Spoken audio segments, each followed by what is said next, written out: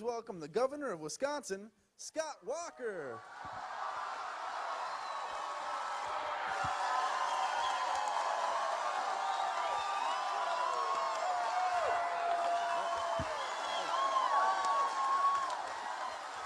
Good morning. Good morning. It's good to be back in northeastern Wisconsin. Thank you all for coming out.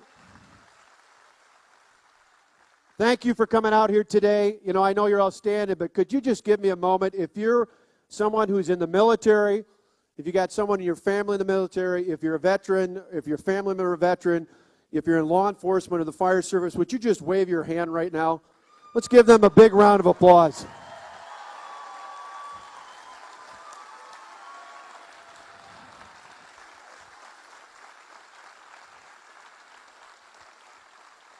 You know, these are the people who protect our homes, our property, our families, and most importantly, our freedom. It's important to thank them not just on September 11th, but on September 12th and every day of the year for the great work that they do. Thank you all.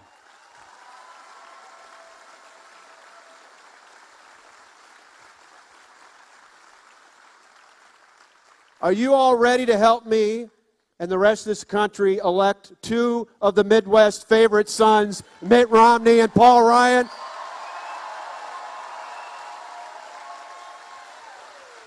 It's pretty nice. It's pretty nice to have a cheesehead on the ticket, isn't it?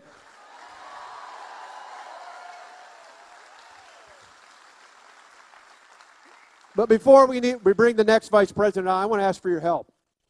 I want to ask for your help. You see, it's great that you're here today, and we appreciate that. But I need you on the way out, on the way home, on the way to work, on the way to school, wherever you might be. I need you to figure out how between now and November 6th, you're going to sign up for a time to be on a phone bank or going door to door, how you're going to put up more yard signs or 4x8s, other things like that. Because we can win this election because the truth is on our side. The only way we fail to win is if enough of us don't stand up and make the difference. We can make the difference. I need you to help us do that.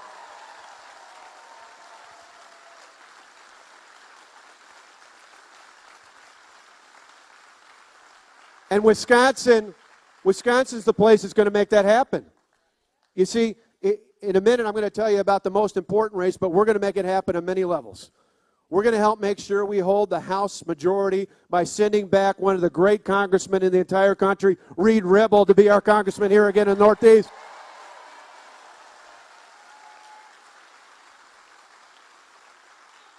We're going to make sure that we don't just have a majority for our new president and vice president, that we have a majority in the United States Senate by electing the next senator from Wisconsin, Tommy Thompson, to go and help reform.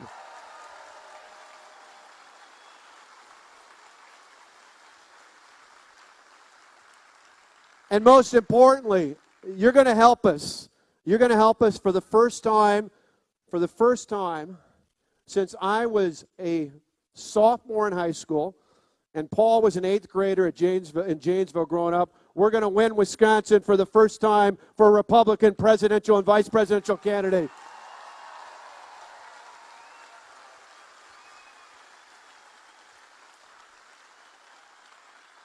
And the reason why is simple. It's simple. I've got 2 reasons. Some of you may have more. My reasons are Matt and Alex. Those are my sons. One's a college freshman. One's a senior in high school down at Wauwatosa East.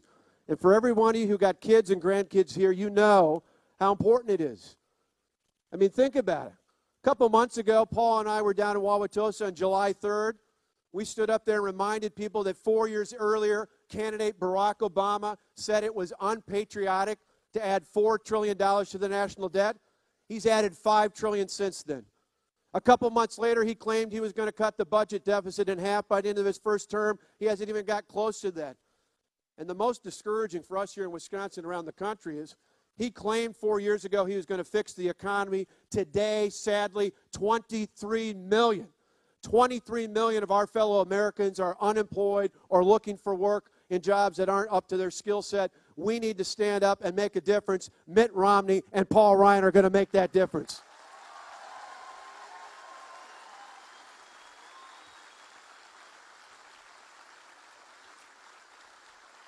Now, before Mitt Romney picked his vice presidential running mate, we knew he had the experience to be a president. I mean, think about it. This is a guy who in the private sector took companies that were failing, and he turned them around, and thousands of people are working today because of his leadership in the private sector. This is someone who a decade ago took an Olympics that would have been an embarrassment not only for Salt Lake City, but for the entire country, and he made it a shining example of success. This is someone who, near and dear to me, a governor who took a state that had a deficit and turned it into a surplus in a way that not only balanced the budget, did it without raising taxes, and along the way helped the private sector create more jobs. This is a guy we know is qualified to be president. But you know what?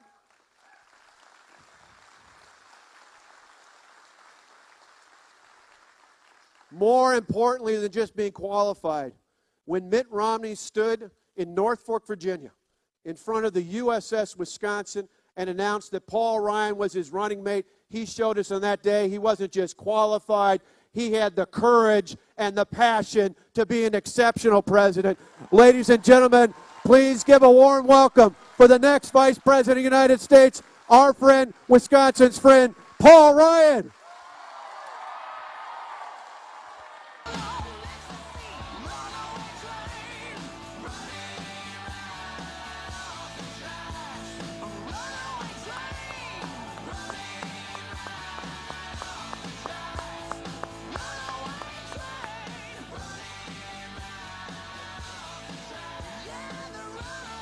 Thanks, buddy. Hey, everybody, how you doing? Wow, look at that. Hey. Hey, everybody.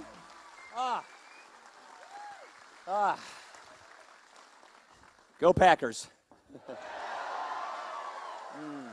Please, everybody have a seat. I can see that you have seats. I don't want to make you stand the whole time. And I want to begin, unfortunately, on a somber note. We woke up to some pretty disturbing news this morning. I know all Americans today are shocked and saddened by the news from the Middle East. The attacks on our diplomatic missions in Egypt and Libya, and the loss of 4 American lives, including our ambassador, J. Christopher Stevens. This is outrageous. Our hearts are heavy, and our thoughts and prayers are with the victims and their families. And I would just like to ask at this moment that we join together in a moment of silence in memory of them.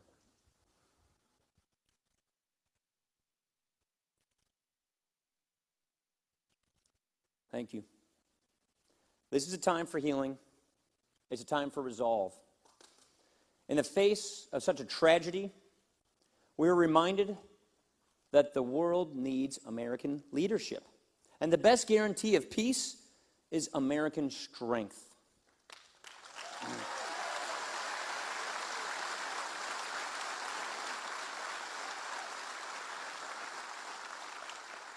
We face a big decision in this country. The decisions we make are profound, and they will last not just for 4 years, but for a generation. And the decisions and the challenges we face are not just right here at home, but abroad.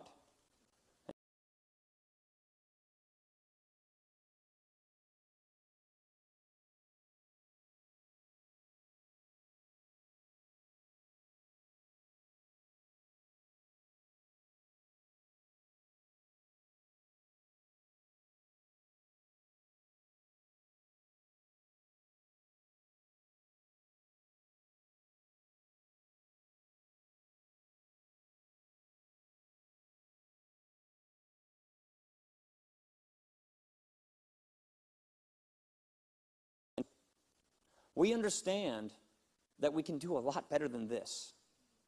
When, as Scott mentioned, you have 23 million people in this country, that's 23 million men and women who are struggling to find work, who are either working in a field they never trained for, below their skill sets, or a temporary job, or a lot of people just gave up looking for work.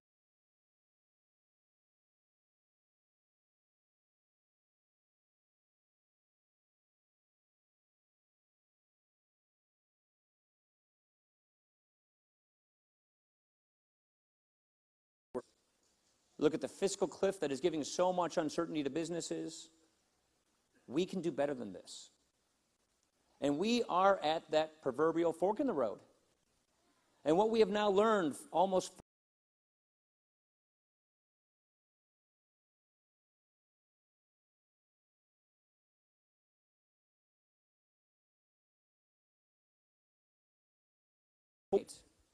unfortunately, the actions and the deeds didn't follow the hope and the change and the words. But fortunately, it's not too late to get this right. It's not too late to get the country back on track by reclaiming those principles that built this country, that gets America free, that gets our economy growing, that get people hope, that get people back to work, that get us back to prosperity and jobs and opportunity.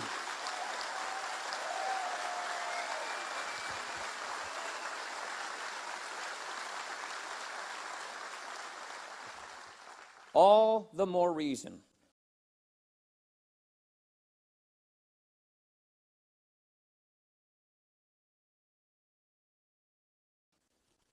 that is why I'm so proud to stand with a man like Mitt Romney. This is a man who, when you look at the living example that he has placed in his life, a man of charity, a man of faith, a man of integrity, a man of accomplishment, a man of skill and experience, turning around the Olympics when his country called, starting businesses, turning around failing businesses, creating tens of thousands of jobs. I'm proud to stand with a guy who knows that if you have a small business, you built that business.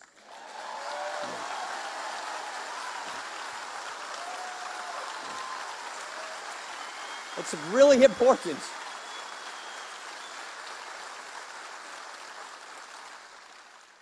And of all the time when we need executive decision making, when we don't need any more finger pointing or blaming others or preying on the darker emotions like envy and fear and anxiety, we need leadership.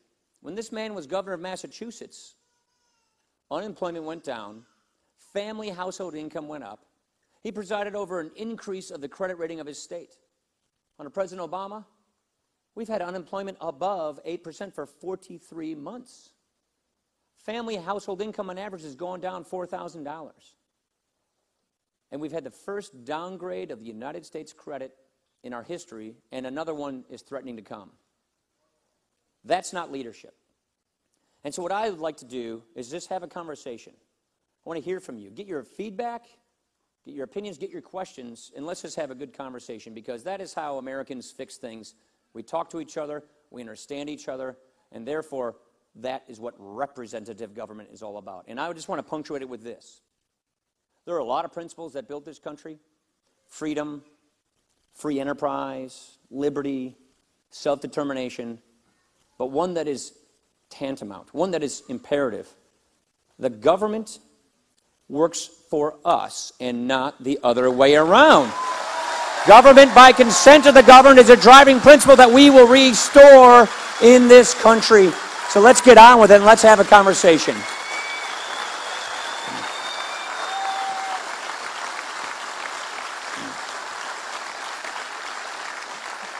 Now, they've got folks who have microphones, so please just wait. I wanted to see a show of hands. And they have folks with, how about the guy in the white shirt over here? And we'll just bounce all the way around. Paul, I want to thank you for becoming, accepting being vice president. That's about the best thing that could have ever happened to America. Thanks. Good to see you. And I know how hard you work, and I've seen it many years. So, my question is this. Whenever I talk to Democrats, they say our problems are Congress. I want you to explain to the American people how the Senate keeps the same budget for 3 years. It's about the money. It's the Democrats wanting to keep the money. And the fact that they do not do anything in the Senate is who we should really be blaming. So, no, what he's talking about is we have a fiscal crisis. I think everybody knows that. You can't keep borrowing and spending money we don't have. When government, on average, has spent or borrowed about 40 cents of every dollar we spend, we're heading toward a debt crisis. It's the most predictable economic crisis we've ever had. Here's the way I look at it, to punctuate your point. I remember 2008, and the economic crisis that ensued like it was yesterday. I remember, the Treasury Secretary and the Chairman of the Federal Reserve coming to Congress hyperventilating about a possible crash in Great Depression. We remember that thing caught us by surprise. Now that we look back on it, Fannie Mae and Freddie Mac and the housing bubble, and we can look back at all the Wall Street stuff, but that crisis caught us by surprise. Here's the way I would ask the question. What if, knowing it was coming, what if your president, your senator, or your congressman saw that economic crisis coming, where trillions of dollars of wealth from retirees was vanished, millions of people sent out of work still to this day because of it? What if your elected representatives saw it coming? What if they knew it was going to happen? What if they knew why it was going to happen? What if they knew what they needed to do to prevent it from happening, and they had the time to do it, but they decided it just wasn't good politics? They decided not to do it because it just wasn't good for their political futures. What would you think of them? That's exactly where we are today. We see this coming. We see a debt crisis on our horizon. We know that if you follow what Europe is doing, you'll get the same results. And here's the bitter problem. They call it austerity. What it means in Europe is current seniors are seeing their retirement and health benefits slashed. They're cranking up their taxes, and young people coming out of school in Europe have no opportunities. They're entering another recession. Politicians, and in this case, both political parties, politicians have been making empty promises to voters to get reelected all over the world and in America. And pretty soon, those empty promises become broken promises if it becomes a crisis or a debt crisis. Our job, our moral imperative, our obligation to you, our fellow citizens, is to prevent that from happening. What we want to do is stop a debt crisis, get economic growth and opportunity revived in this country, and make sure that the promises that are made to my mom, Betty, who's over here, who's been on Medicare for over 10 years. I won't tell you exactly how many years, more than 10 years. But people were made promises. They based their retirements on these promises. It's our first priority to make sure the government can keep those promises. But if we have a debt crisis, then that may not be the case. And so our job is to make sure that we can keep the promises that have been made to people. And those of us who are younger, who know these programs will not be there based on where we're going now, we need to reform them for the next generation so that we can bank on them. And the problem is, there is a fundamental lack of leadership in Washington on this. Now, the House of Representatives, we've led and passed 2 budgets that fix this problem, that get us on a path to balancing the budget, that pay off the debt, that grow the economy, that keep the promise of Medicare and those programs for our current seniors. The president has had 4 chances to fix this. 4 budgets he sent to Congress, none of which bothered to even try to fix this problem. $1 trillion deficits each time, debt getting out of control, never, ever balancing the budget. And what's even worse is that his allies in the Senate, even though we have a law that tells us you have to pass a budget every year. You see, April 15th is tax day for all Americans. It's also budget day for Congress. We have a law that says, got to pass a budget by April 15th. And the Senate hasn't done it for 3 years. They have simply chosen not to lead and not to bother passing a budget. So we're still living under the 2009 Obama budget. Remember what we got from there. That's a fundamental lack of leadership. Mitt Romney is not going to make that mistake. When Mitt Romney asked me to join the ticket, we had a long conversation. He told me about his family and his principles, told me about his upbringing and his life and how he has a sense of obligation and duty. And then he told me about how he sees this country at a very precarious moment in history, at a very dangerous fork in the road, but if we get it right, we'll be okay. And he said, you have the kind of experience as a reformer from taking on these big problems, this fiscal crisis, this budget crisis. You have the experience that complements mine. Join me, and I want to fix this fiscal mess in Washington. I'm not going to point fingers at other people. I want to take this on, get this done, get this economy growing so that we can dodge this bullet that is now getting and engulfing Europe. That's the kind of leadership we need. That's why we need real leadership. Anybody here? How about the gentleman right here? What's on your hat? I can't see it. I didn't see it. Oh, I thought that you're a Bronze Star winner. Thank you very much for your service to our country, sir. Thank you.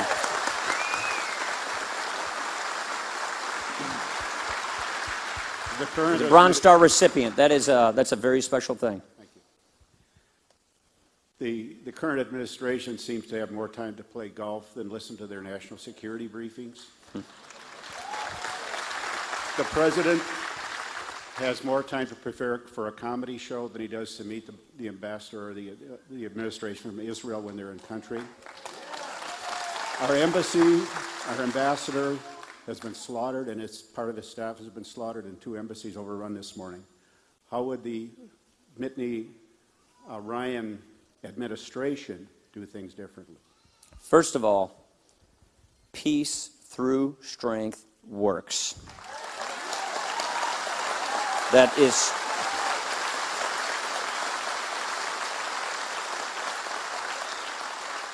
it is very important that a president speak with a singular voice representing our principles and our values.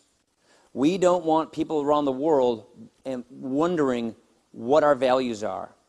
We believe in individual rights, and particularly in the Middle East, we believe in women's rights. That's very important. We believe in plurality, tolerance, religious freedom. So it's important that people know who we are and what we believe in and the values we're going to stand up for. That's point number 1. But point number 2, if you show weakness, if you show moral equivocation, then foreign policy adventurism among our adversaries will increase. We do not want a world climate where our adversaries are so tempted to test us and our allies are worried about trusting us. And that is unfortunately the path we are on right now, and I really worry about that.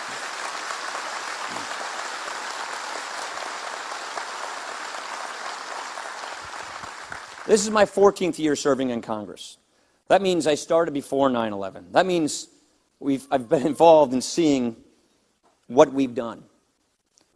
We have sent so many Wisconsinites to battle who volunteered, who said, sign me up, I believe in my country. And what we must do, this is really critical. This is a priority I've made just in writing the budgets for our federal government, for our national defense, for our veterans. Our veterans have been made promises. Our veterans' health care is critical. We have a new CBOC, that's been here, a community-based outpatient clinic in Green Bay. We put them down in southern Wisconsin. It's very important that we keep the commitments to our veterans so that they know we have their back, because right now they're out there getting our back. That is really important.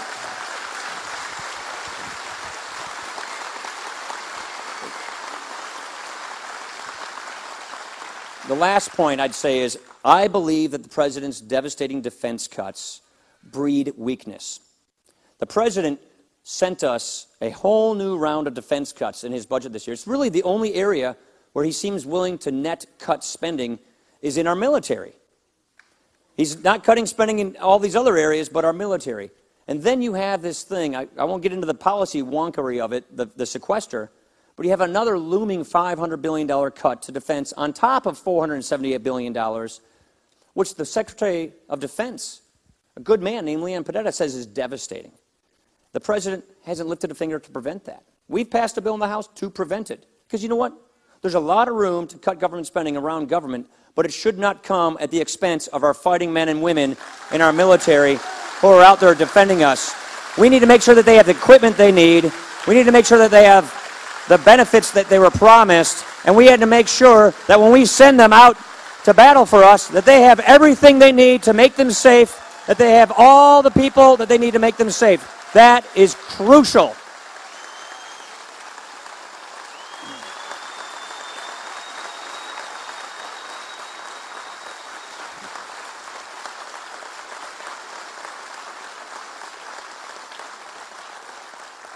We're familiar with it here in Wisconsin. Look, we've got the littoral combat shits up at Marinette. Oshkosh is producing all of these great vehicles that are keeping our men and women safe. So these devastating defense cuts, they not only shortchange our troops, they not only make it harder for us to make them safe and complete their mission, but they send a signal to our adversaries in the world that we're retreating, that we're weakening. That's a temptation that many can't resist. Peace through strength works, and a Romney administration will embrace the peace through strength doctrine. Maybe back here. How about? Is there a mic over here? Is there a microphone person over here? I can't. Okay, we'll get a microphone person over here, and then I'll say, yeah, no, don't worry, buddy. I just want to make sure you can get it. Do you have a mic? Here comes somebody. The tall guy in the blue and white shirt with the chops. Yeah, looks good, man.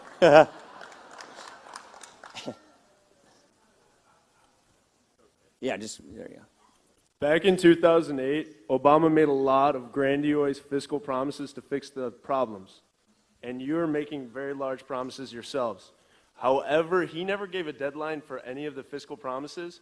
Do you have a deadline? Because I don't want to spend 8 years on another risk. That's right. The answer is yes.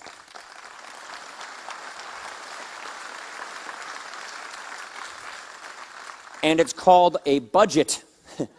We're going to have one, we're going to pass it, and we're going to do it on time because there's an actual deadline in law. That's what we're doing.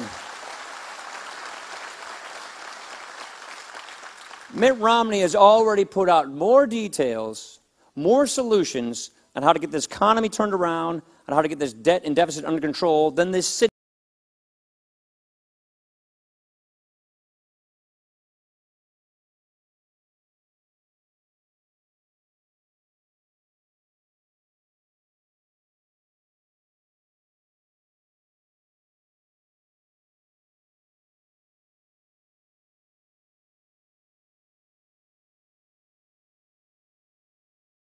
Specific.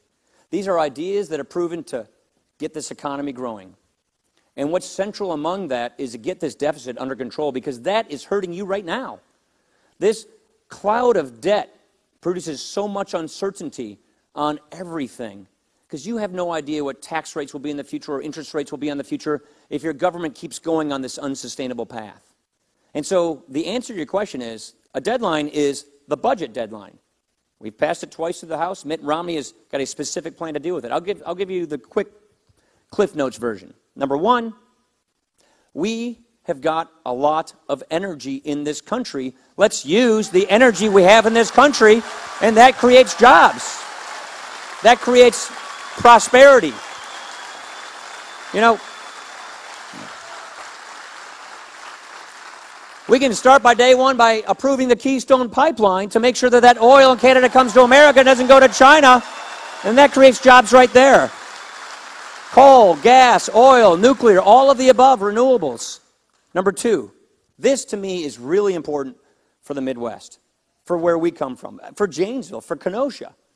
We've lost a lot of jobs.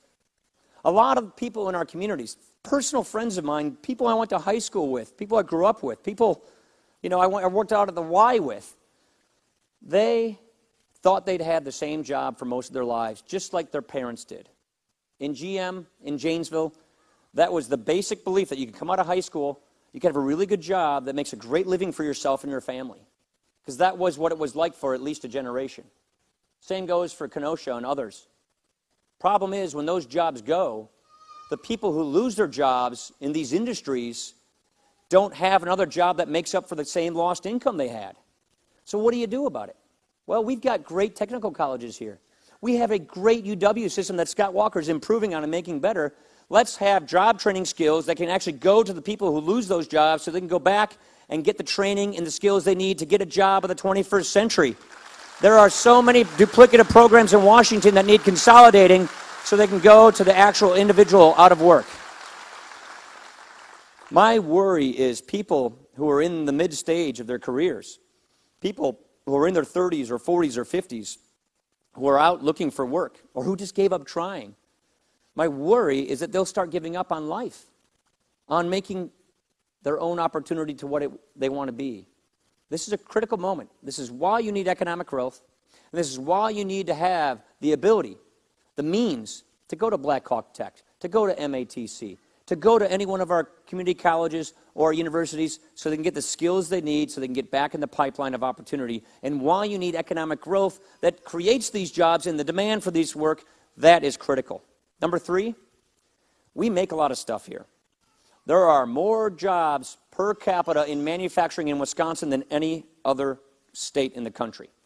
We make things in Wisconsin, and we're really proud of it. We also grow a lot of things. We grow a lot of food. Down in our area, down in the south, we had a pretty bad drought. It wasn't so bad up here, but, you know, our corn and bean crops, not like it usually is. But what we need to do is open foreign markets for our manufacturing goods, for our food, so that we can sell more. When 95% of the world's population is overseas, we need to open those markets. And when other countries cheat, when other countries like China steal our intellectual property and cheat, we need to call them to the carpet on it. We need to make sure that they treat us fairly and equally, because if we're on a level playing field, we will create jobs. We will have fair trade that gets us promoting things. Now, the other thing is you've got to get spending under control. By actually having and passing a budget, which is just the fundamental obligation of leadership, it's the statutory obligation of Congress and the President, and it's the moral obligation that we get this thing under control so we don't have a European debt crisis. That means we've got to cut spending. That means we have to reform these entitlement programs so we can keep the promise to those in or near retirement and make sure that our generation has this when we retire.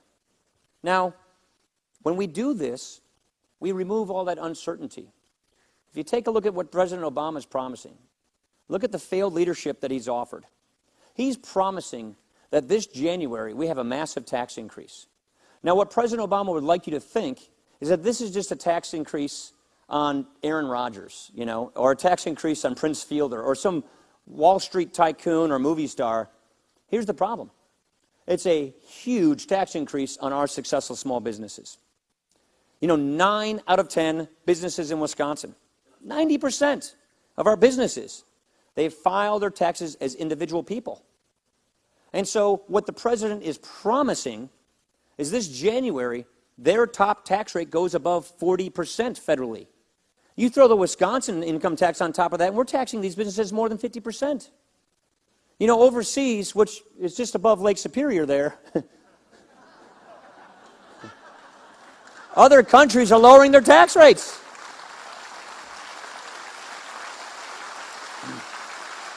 It's close. Look, we compete with Canada. It's healthy competition. But here's the issue. Canada, like so many other countries around the world with which we compete, lowered their tax rates on their businesses. Last January, they lowered their tax rate to 15% on their businesses. And President Obama is promising that our successful small businesses, drive around any one of our towns, you'll see an industrial park. And in that industrial park will be lots of businesses that have 5, 25, 50, 150 people working at that business. 9 out of 10 of them pay their taxes as individuals. And he says that their top tax rate's going above 40% when the Canadians are at 15%.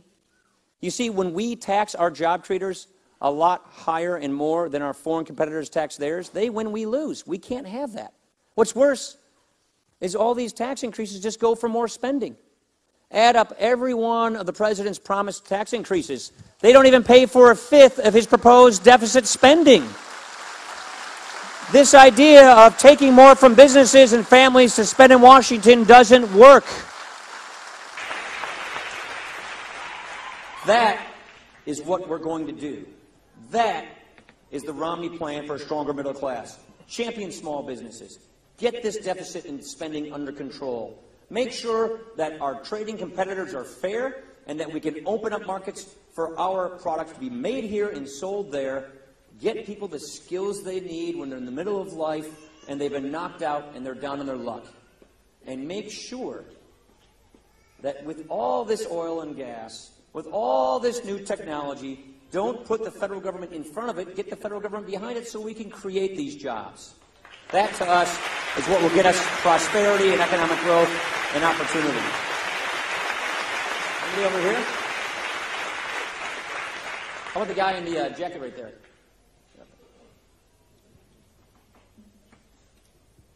Hello, Congressman. My name is Bob Pointer.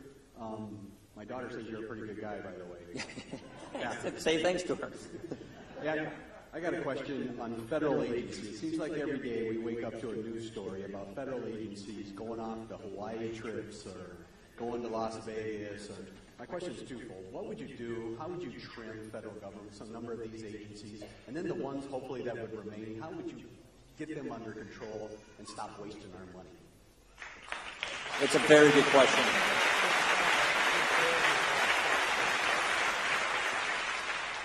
I'm going to be talking to a young woman from Appleton shortly after this who's been talking about this issue for a long time. Her name's Greta Van Susteren. You ever heard of her? Yeah.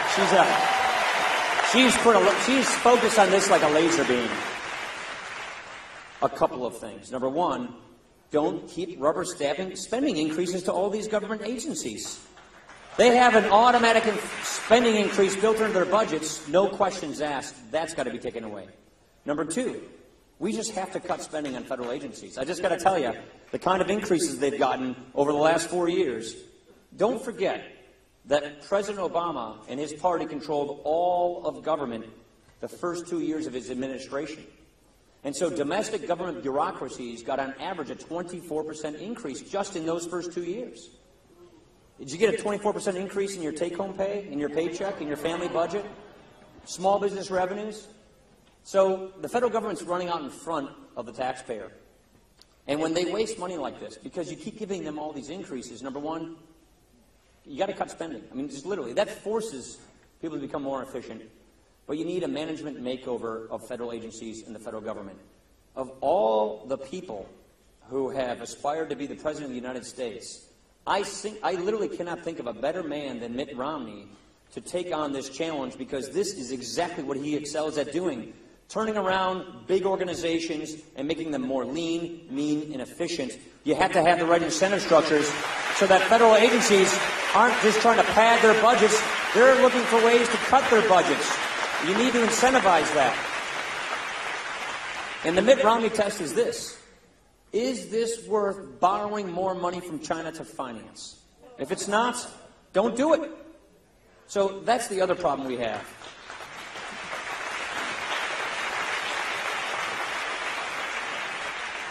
There are a lot of good management reforms that have not been tested yet, that get the federal bureaucracy in sync with the taxpayer. Because right now, I would argue it's the opposite.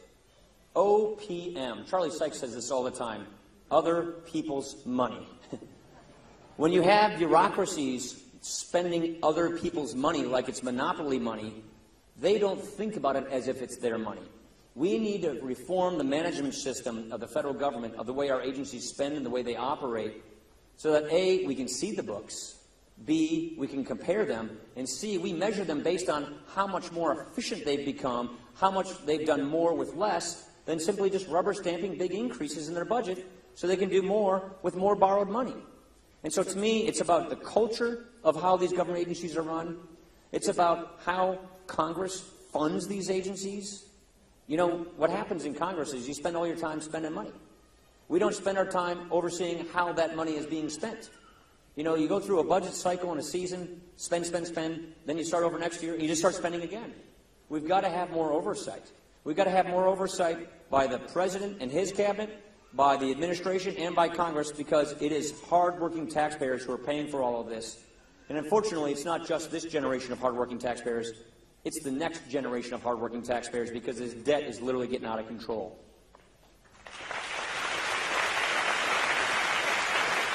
How about the guy in the sunglasses there? Bill Rank, brilliant. In 2008, we had a fella that snuck into the White House that said he's going to be very transparent.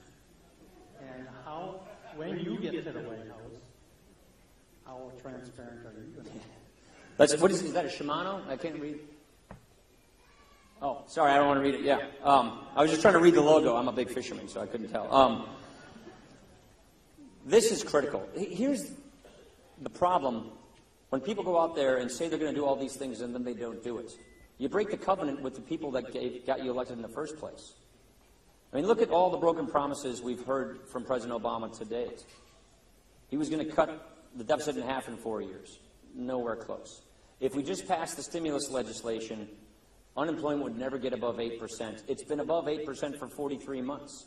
And so transparency obviously is key, but what we want to do is open the books to the federal government. The Pentagon hasn't even been able to pass an audit. That's ridiculous. So to me, you need to have the kind of management reforms we were talking about so that you have total transparency, so that the taxpayer themselves can see where dollars are going. And the other problem we have is we have so much redundant programs. The problem with Washington is you just keep adding new program after new program, and you don't even measure to see if they're working. We're talking about job training. We have over 40 different job training programs spread across more than a half dozen agencies in the federal government. We don't even measure whether they work very well or not, whether they're even going to the person who needs a job and they're getting placed in it. Let's consolidate these things, put them into career scholarships, so that we can actually get the support to the people who need it and have a measurement system so we can see whether they're working or not. That's part of the problem. Every president comes in with all of these kinds of promises, but the results aren't there. And here's the problem.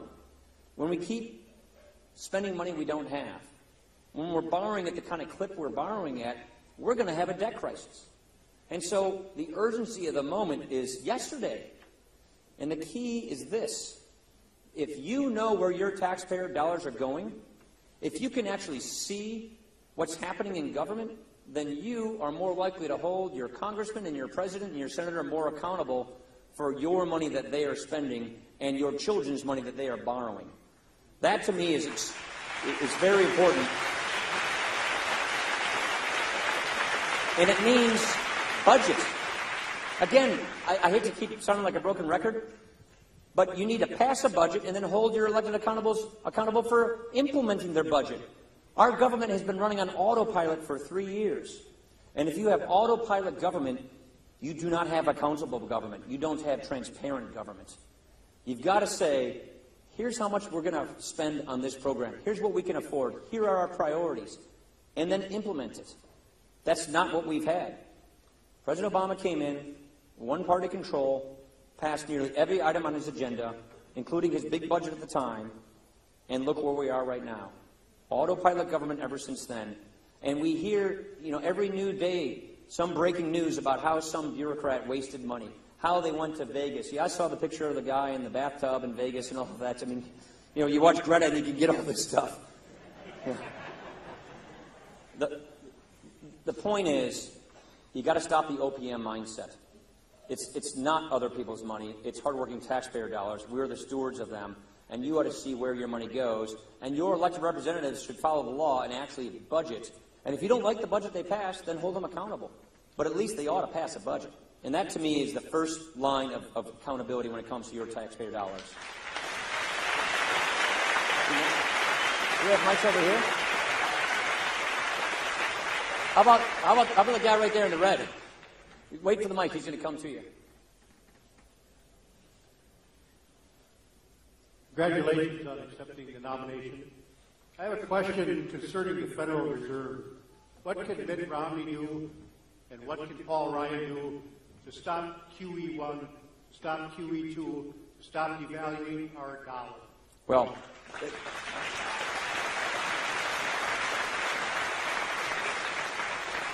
I hate to say it, but QE1 and quantitative easing, what this means is the federal government creating money and buying our own bonds, which dilutes our currency at the end of the day. Now, I can go into a technical observation, but what it is this is our Federal Reserve, our central bank, trying to make up for failed fiscal policy. They're trying to bail out the fact that the president hasn't led, that the Senate hasn't passed a budget, that we have horrible economic policy coming from our regulations and from our tax policy, and so they're trying to bail it out, and that's not the job of the Federal Reserve, in my opinion. And so QE1 and QE2 are kind of gone. Those are already done. Now they're talking, actually today and tomorrow, the Federal Open Market Committee, the Federal Reserve is meeting today, and they're going to be discussing whether they do more of this money creation. And what it is the federal government is creating money on one hand to buy the bonds that are being issued by the Treasury on the other hand to try and keep interest rates low. Interest rates are exceptionally low. They've been low for a long time. And Mitt and I believe that this will, in the end, do more harm than good. That the benefits of all this money creation and quantitative easing are overweighed by the costs of doing so.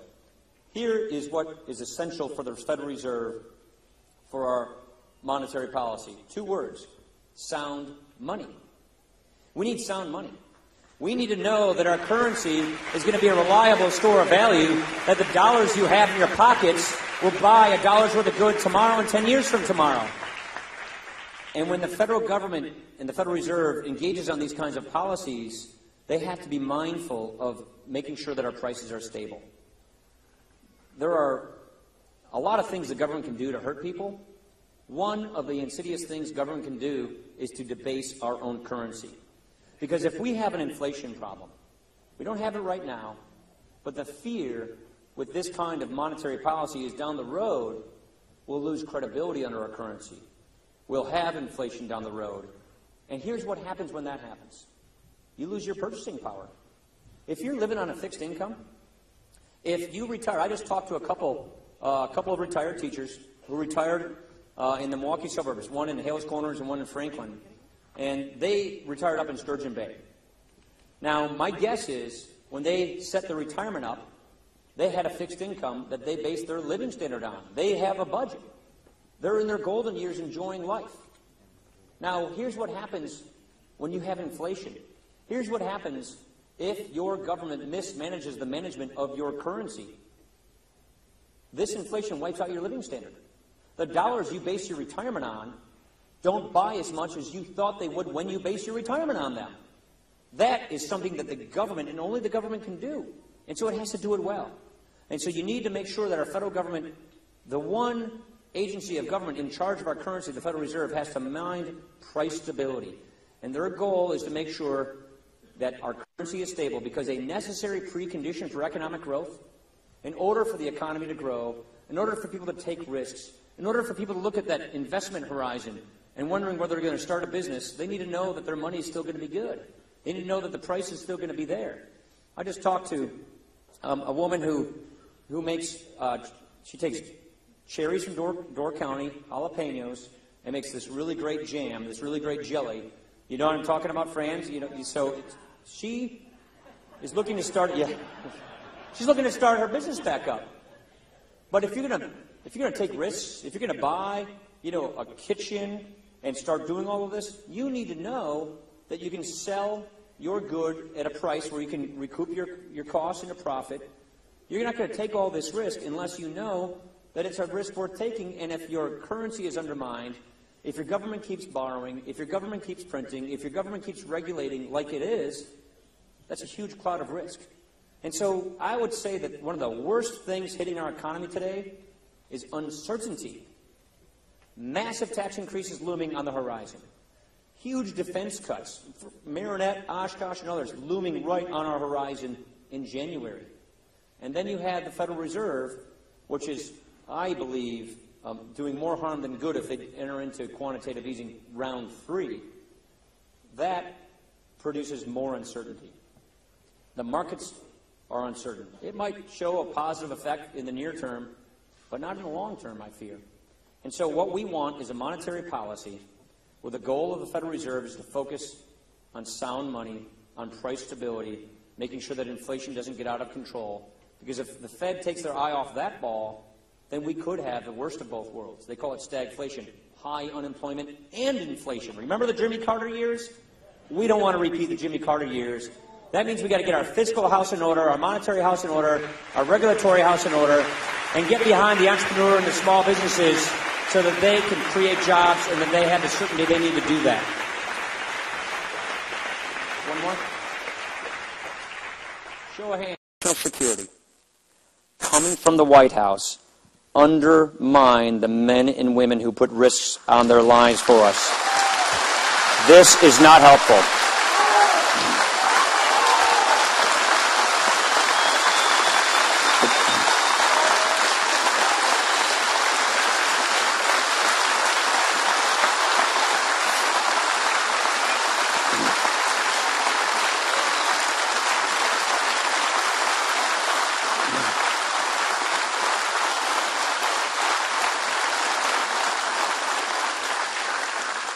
I suppose it could have served some short-term political gain, could have told some nice story, But let's ask this question.